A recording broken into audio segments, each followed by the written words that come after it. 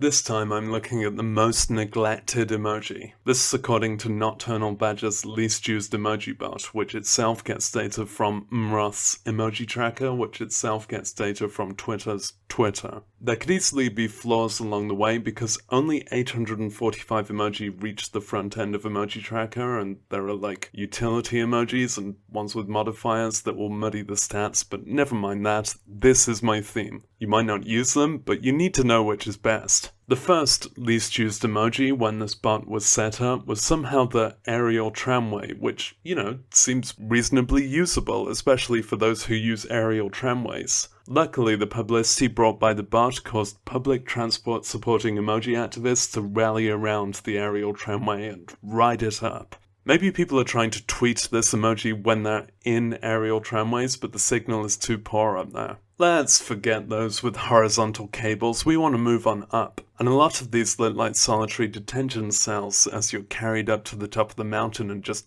dumped in the volcano summit or other. WhatsApp have become a major league competitor since they made their emojis big enough, but it's not quite got the dual cable, triangular reinforcement and sheer charisma of Joy Pixels. When the aerial tramway was saved from neglect and it's now far enough up the mountain not to worry, something else had to take its place, and that was the uppercase letters symbol when capitalism failed. Because if you want to say those letters, you use actual letter characters, and I've not reviewed those yet. This symbol represents Latin alphabet textual input, especially in capitals. It's ironic that this symbol is relatively neglected amongst emoji when it itself neglects 11/13 of the alphabet from an Anglophone perspective. There's a similar symbol that we'll get around to soon. Until then, I'm not fond of this one. It's no aerial tramway. Maybe they should show it as a caps lock key, or even that double up arrow that means caps lock on a touchscreen input. Or maybe there's no arguing for the utility of this. So this is inherently one of those ugly, blocky button emojis, and the two lines of text worsens it further. Many of them have way too much white space, or space of color. Then the Taiwanese and Japanese brands have this chessboard for a very simple chess variant. It's an outlier, but look at Facebook's. Maybe we wouldn't neglect this emoji quite so much if it was like Facebook's ABC, which is a far more pleasant letter layout and more likely to be a keyboard icon. It's the best design here because I could very, very slightly imagine using it. Admittedly, most of its use would be when people accidentally browse to emojis, then symbols, then select that one when they just meant to put things in capitals. When that was knocked off the bottom spot, we got the non-potable water emoji, which I luckily didn't cover in my drinks episode because it's definitively not a drink. I think it's advisable for the faucet to have as little scrotum as possible, though that would be a pretty good way to show why not to drink it. The tapbuster outline sure manages to obscure the shape in most examples, and WhatsApp kind of cheats by averting the monochrome style, but that works best. Maybe it was tweets from Flint, Michigan that got that one off the bottom. The next star of neglect was input Latin letters, which is like that other one but not in capitals. There's something special going on in the least used emoji replies with these two. Input Latin letters actually doesn't specify that they should be lowercase, so as wrong as these uppercase ones look, you could say the lowercases are equally wrong, and I'm doing so and choosing Facebook again. There is a separate emoji for lowercase, and that's never been the least used because we want the D. But the theme of this episode forbids me from reviewing it. I'll let you guess what I would have chosen. Since input Latin letters escaped the bottom, another near relative took its place. The symbol for input symbols, which is itself a symbol, and also a cool Flatshare sitcom starring Post Office, Quaver,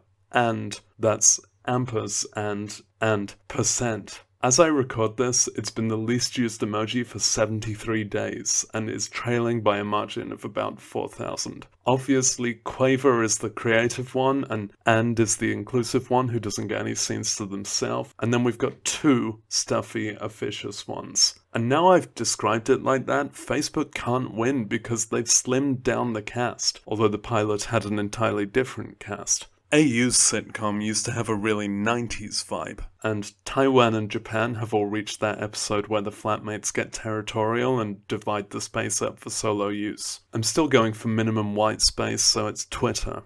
These are the emojis that have at one point been declared the least used, and for each of them, the best ways they are drawn. Thanks to least used emoji and Emoji Tracker and Twitter and Emojipedia and me. If video.useropinion equals 1, print appreciation string, else terminate.